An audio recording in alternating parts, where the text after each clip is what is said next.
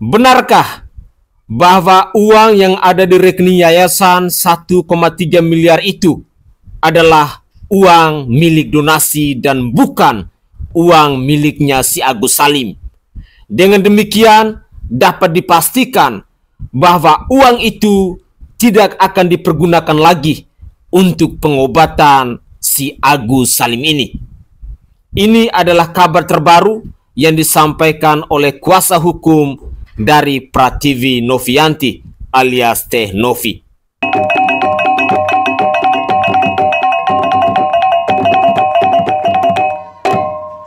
Assalamualaikum warahmatullahi wabarakatuh. Salam Om Swastiastu, Namo Buddhaya, salam kebajikan dan salam sejahtera untuk kita semua. Saudaraku sebangsa dan setanah air, para penonton kanal YouTubeku yang sangat saya hormati dan sangat saya cintai. Kuasa hukum dari Prativi Novianti akhirnya angkat suara terkait dengan polemik yang terjadi antara Farhad Abbas dan Denny Sumargo, di mana kita ketahui bersama-sama bahwa Farhad Abbas telah melaporkan Denny Sumargo ke pihak penegak hukum. Pertanyaan saya, apakah kuasa hukum dari Prativi Novianti alias Teh Novi ini akan berpihak kepada Denny Sumargo, ataukah malah akan meninggalkan Denny Sumargo untuk seorang diri menghadapi persoalan ini? Dan demikian saya ingin mengajak pemirsa sekalian, mari kita terlebih dahulu menyimak cuplikan video berikut ini. Sebelum di akhir video, kita akan bersama-sama mencoba untuk mencari tahu kebenarannya. Inilah cuplikan video selengkapnya. Yang dilanggar oleh Farhad Abbas sebagai pengacara, sehingga membuat Bang Densu ini kan cuma tulisan 3 huruf aja sebenarnya. Layaknya anak-anak muda zaman sekarang cuma berkata seperti itu, tapi dianggapnya ditujukan kepada dirinya. Dan itu kalau menurut saya unsurnya nggak masuk lah, dilaporkan dalam pasal apa, nggak tahu saya. Tapi yang jelas bagi saya Densu sudah baik-baik datang karena ditantang kan, dan seperti yang kita ketahui diterima dengan baik loh di rumahnya, tapi di luar daripada itu ternyata dilaporkan. Aduh, sungguh aneh. Nah ini kan dilaporinnya atas ujaran kebencian kalau nggak salah. Benar, ujaran kebencian. Menurut kakak gimana? Apakah memenuhi unsur gitu Pak? Ya, dalam KUHP pidana itu kan yang perlu dilihat adalah unsurnya. Ketika bicara mengetik 3 huruf itu, saya rasa nggak dapat unsurnya ujaran kebencian. Di mana? Kalau benci kan misalnya aku benci kamu, kamu jahat kan gitu. Kalau ini kan cuma layaknya anak muda ketika marah lah, cuma kayak gitu ya, sama mirip kayak gitu. Jadi unsurnya nggak masuk sih. Tapi menurut dirimu sendiri Kak, dari laporan ini menyelesaikan perseteruan nggak sih Kak? Maksudnya kan mungkin Bang Farhad merasa dirugikan gitu Kak, gimana? Ya sebenarnya kalau dilihat rugi merugikan, ya memang masuklah UIT itu ya, siapa yang merasa dirugikan. Tapi menilai kerugiannya di mana? Toh justru Farhad ini yang pertama kali menantang Densu, kemudian Densu mendatangi rumahnya, kan seperti itu. Nah kemudian ketika sudah terjadi malah saling salaman, tapi di luar panggung ternyata dilaporkan. Kalau mau melaporkan sih saya dibilang Tarzan nenek rambut pirang. Nah itu saya bisa laporkan, itu masuk loh, itu ujaran kebencian ya, menyesatkan, dan memang ada niat saya untuk melaporkan juga sih. Oh iya? Ya. Waduh. Oke, kalau untuk ada sahabatnya Bang Farhad juga nih yang mungkin sama lawyer juga yang mau pasang badan lah gitu, mau menghajar balik Bang Densu. Gimana menurut kamu sampai sejauh itu gitu Kak? Sekarang kan begini, kita nih pengacara punya yang namanya kode etik, KEP namanya. Di situ dijelaskan bahwa fungsi pengacara ini officium nobile, ya, profesi yang terhormat. Nah ketika bicara terhormat ini tujuannya bukan karena kita orang hukum kemudian kita kayak preman semena-mena benci orang, pengumpul uang dan barang. Nah sebagai yayasan penyelenggara yang sudah sah secara legalitas hukum, itu diwajibkan untuk diaudit oleh akuntan publik. Auditnya itu berupa apa? Berupa angka otomatis ya, uang masuk keluar dan peruntukannya. Dan kemudian ada perintah dari peraturan Kemensos nomor 8 tahun 2021 itu di pasal 25 ayat 2 huruf D dan huruf E. di mana sebagai yayasan wajib untuk memberikan laporan atas uang masuk dan keluar, dan di huruf E itu wajib mendokumentasikan. Jadi saya rasa aneh sekali ketika bicara ini uangnya Agus. Ada berapa juta Agus di Indonesia nih, ya? Yang jelas ini untuk pengobatan Agus, itu tagline-nya loh, subjek hukumnya pengobatan mata Agus. Makanya para donatur memberikan sebagian rezekinya untuk didonasikan untuk pengobatan mata Agus. Dan karena juga ada inisiasi dari Novi untuk mengangkat ini, dan kemudian orang kasihan kepada Agus dan mau mendonasikan. Tapi kalau dibilang uangnya Agus itu salah besar. Bukan uang Agus. Jadi rekening Agus ini hanya sekedar penampungan uang donatur, ya, penampungan. Dan ketika penampungan ini artinya yayasan sebagai penyelenggara itu memberikan pelimpahan kepada rekening Agus, tapi pada kenyataannya di dalam perjalanannya uangnya itu digunakan untuk hal-hal yang di luar daripada peruntukannya. Itu ada loh di semua pasal di Permensos ini kan. Nah, peruntukannya untuk pengobatan Agus, tapi pada kenyataannya untuk peruntukan hal yang lain. Artinya ada sesuatu hal yang janggal yang pada akhirnya dibatalkannya rekening penampungan uang ini. Apakah itu boleh? Boleh. Dasar hukumnya apa? Dasar hukumnya Undang-Undang Nomor 9 Tahun 61, kemudian Undang-Undang Yayasan Nomor 16 Tahun 2001 yang dirubah menjadi Nomor 28 Tahun 2004, dan juga Permensos Nomor 8 Tahun 2021. Di situ ada yang namanya administrasi hukum tentang yayasan gitu. Bantuannya gimana akhirnya dari yayasan Teknovi dan donatur mau nggak membantu Agus kembali akhirnya? Gimana langkahnya? Sebenarnya kan begini ya, ini uang itu bukan uang sengketa kok, ya. Uang itu memang tersedia untuk pengobatan mata Agus, tapi kemudian oleh para pengacaranya dianggap sengketa bahwa itu uang Agus. Makanya saya bilang, sekolah di mana bro? Ya, uang ini uang giral yang peruntukannya untuk pengobatan mata Agus.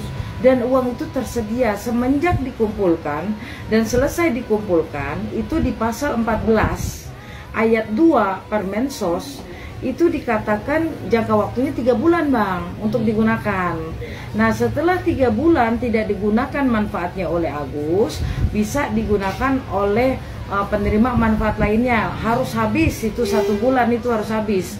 Kan banyak sekali yang minta tolong sama Novi, bahkan melalui saya juga banyak nih, karena dianggap saya pengacara Novi ya. Saya pikir lebih manfaat lagi untuk orang lain yang membutuhkan. Cuma saja Novi tetap membuka diri untuk Agus, untuk ayo datang ke pengobatan, mau dimanapun akan diberikan. Bahkan kemarin itu sudah ada jadwal cangkok mata senilai 1 miliar. Kemudian kelopak mata 100 juta sudah disiapkan, tapi pihak Agus sulit dihubungi, sehingga akhirnya didelay. Jadi untuk Agus sendiri ginilah, saya mengajak Agus ya, untuk mari kita sama-sama tabayun ya, untuk sama-sama mengobati mata Agus. Itu yang paling penting sebenarnya. Tapi Gus, mohon maaf, Agus memberikan kuasa kepada pengacaranya yang membuat Novi dilaporkan. Ada 2 laporan pidana. Laporan pidana pertama tentang pencemaran nama baik, pasal 27 dan pasal 45 UU ITE, pasal 310 dan 311 KUHP.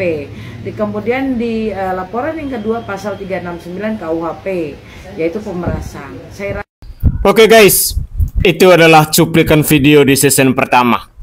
Dalam cuplikan video di season pertama ini ada 2 poin penting yang disampaikan oleh lawyernya Pratiwi Novianti. Yang pertama, perihal laporan dari si Farhat Abbas kepada Denny Sumargo. Di sini jelas ya, sesungguhnya apa yang dilakukan oleh seorang Farhat Abbas ini benar-benar hanya mau mempermalukan dirinya. Karena menurut pandangan dari kuasa hukumnya Pratiwi Novianti ini, kata ta'i itu sama sekali tidak ada unsur pidana di dalamnya. Sehingga dengan demikian, kita dapat memastikan bahwa laporan disampaikan oleh Farhat Abbas ke pihak penegak hukum ini, mungkin ini adalah bentuk sandiwara yang sedang dilakukan oleh Farhat Abbas agar kita masyarakat Indonesia ataupun netizen Indonesia terus membicarakan namanya. Tetapi tidak apa-apa. Dengan adanya laporan seperti ini artinya kita semakin tahu bahwa seorang Farhad Abbas itu adalah sosok lawyer yang tidak berkualitas, lawyer yang tidak profesional, lawyer yang tidak berintegritas, dan lawyer yang tidak patut untuk kita jadikan sebagai contoh dalam dunia penegakan hukum di Republik ini. Karena terus terang, saya secara pribadi memang tidak percaya dan tidak respect sama sekali dengan yang namanya Farhad Abbas ini. Karena dalam penanganan kasus dari Prativi Novianti dan Agus Salim, pokok persoalan tentang uang donasi, tetapi apa yang disampaikan oleh Farhad Abbas ini mengarah kemana-mana, melebar kemana-mana. Justru yang membuat kegaduhan di persoalannya Prativi Novianti dan Agus Salim ini bukan datang dari kliennya, tetapi datang dari Farhad Abbas. Semoga saja ini menjadi catatan penting untuk kita semua, bahwa jika di suatu hari nanti kita punya persoalan atau kita punya masalah, jangan pernah mengajukan persoalan kita atau jangan pernah menjadikan seorang Farhad Abbas untuk menjadi kuasa hukum kita. Bila perlu langsung dicoret dalam kamus kehidupan kita tentang nama dari seorang Farhad Abbas. Nah, pada poin yang kedua, berkaitan dengan uang donasi. Kalau memang benar yang terjadi nanti seperti apa yang dikatakan oleh lawyer atau kuasa hukum dari Prativi Novianti ini, maka selesailah sudah si Agus Salim. Mata akan tetap buta, lalu uangnya pun tidak dapat. Ini disampaikan oleh kuasa hukum Prativi Novianti, bahwa uang itu sesungguhnya bukan milik dari Agus Salim. Uang itu adalah milik dari para donatur yang mau digunakan untuk pengobatan mata. Sungguh, ini sangat menarik dan harapannya saya memang harus seperti itu. Uang yang ada 1,3 miliar itu jangan lagi diperuntukkan untuk si Agus Salim. Karena manusia busuk, manusia yang tidak tahu bersyukur dan tidak tahu berterima kasih seperti Agus Salim ini memang layak untuk diabaikan, layak untuk jangan diperhatikan. Terserahlah dia mau warawiri dengan lawyernya kemana. Apakah itu semua nanti diurus oleh Farhad Abbas, itu urusan mereka. Tetapi untuk para donatur, saya sangat setuju dengan apa yang dikatakan oleh kuasa hukum dari Prativi Novianti tadi, bahwa uang yang tersisa itu jangan lagi diberikan kepada Agus Salim. Peruntukan kepada orang-orang lain yang lebih membutuhkan. Peruntukan kepada orang-orang lain yang tahu bersyukur dan tahu berterima kasih. Bukan kepada manusia-manusia songong, manusia-manusia yang tidak tahu diri seperti si Agus Salim ini. Mari kita simak lagi cuplikan video yang lain, di mana di sini ada satu orang praktisi hukum yang juga berkomentar tentang kasusnya Farhad Abbas dan Denny Sumargo ini. Inilah cuplikan video selengkapnya. Bapak dan saya dalam perjalanan hidup saya, perkataan tai itu tidak pernah saya dengar disebutkan oleh siapapun di daerah manapun, bahwa itu adalah sebuah ungkapan kotor gitu. Apalagi itu ditafsirkan sebagai perkataan kotoran manusia atau kotoran hewan kan, tai gitu kan. Bukan itu dia gitu kan. Karena banyak juga ya tanpa K ya, ada bisa mungkin dengan kata TAI gitu, hanya 3 huruf itu, tapi bukan TAE kan, gitu. Jadi kalau seperti pengetahuan saya seperti di Medan, di Sumatera Utara, bahwa TAIK dia harusnya gitu kan, tapi mungkin di daerah yang lain saya juga sering-sering lihat di komen-komen atau di tulisan-tulisan itu TAI kan, TAI gitu, tai gitu kan, bukan tae gitu. Jadi itu sebuah kalimat atau sebuah kata yang tidak bisa dipaksakan bahwa itu adalah ungkapan kotor. Hukum itu kan tidak bisa memaksa-maksakan dia gitu loh. Dia harus memang terpenuhi nggak unsur pidana bahwa itu adalah merupakan pencemaran nama baik, fitnah melalui sarana ITE. Tidak bisa ditafsir-tafsir, tidak bisa dipaksa-paksakan, begitu. Dan akan menjadi satu kelucuan juga jika ada nanti penerjemah sebagai ahli ya, yang akan menerjemahkan bahwa itu adalah ungkapan kotor. Saya nggak pernah tahu di daerah mana di suku atau di wilayah yang ada di negara Republik Indonesia yang pernah mengatakan itu, dan maksud tai itu adalah kotoran gitu. Saya nggak pernah tahu itu gitu loh.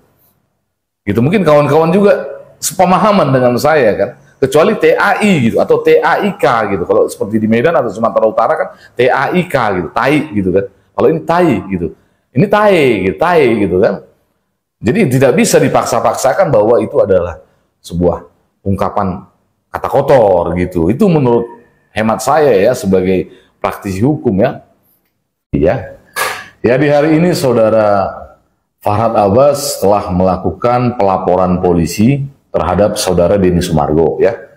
Yang mana apa yang menjadi laporan daripada Saudara Farhad Abbas itu diantaranya, kalau menurut keterangannya di media ya, berdasarkan pertanyaan-pertanyaan yang dibuat oleh rekan-rekan wartawan, bahwa itu lebih kepada pencemaran nama baik, fitnah, berdasarkan apa yang telah diatur di Undang-Undang ITE atau Informasi Transaksi Elektronik ya. Untuk menjadi, saya pikir ya, untuk menjadi sebuah ending yang akan menjadi pembelajaran hukum nantinya bagi seluruh masyarakat Indonesia, maka menjadi sebuah keinginan ya, yang dalam hal ini saya dan mungkin banyak masyarakat yang akan menginginkan untuk Saudara Denny Sumargo ya, jika memiliki dasar untuk membuat pelaporan balik terhadap Saudara Farhad Abbas ya, alangkah baiknya jika pelaporan itu dilakukan oleh Saudara Denny Sumargo ya, yang mana jika kita atau masyarakat atau saya dipertanyakan bahwa istilah kata hajar itu juga bisa diuji ya secara pidana, apakah itu merupakan sebuah ungkapan pengancaman sebagaimana yang diatur di Undang-Undang ITE mengenai pengancaman melalui sarana elektronik, dan juga di Kitab Undang-Undang Hukum Pidana yang mengatur tentang pengancaman ya. Begitu. Jadi adapun harapannya ini adalah bukan sesuatu yang menjadi bahwa saya pro sini, saya tidak pro ke sini, bukan seperti itu. Tapi ini bagaimana menjadi suatu pengetahuan nantinya buat masyarakat bahwa hukum yang berlaku di Indonesia itu adalah menganut sistem atau azas, yaitu azas equality before the law. Oke guys, itu adalah cuplikan-cuplikan video yang bisa saya persembahkan ke hadapan pemirsa sekalian terkait dengan perkembangan dari kasusnya Pratiwi Novianti dan Agus Salim. Tetapi di sini yang kita fokuskan adalah diskusi tentang tanggapan dari komentar dari netizen perihal laporan disampaikan oleh Farhad Abbas kepada Denny Sumargo ini. Dalam cuplikan video di season terakhir ini, semuanya adalah narasi yang bisa mengedukasi kita, yang bisa menyadarkan kita dalam dunia penegakan hukum di Republik ini.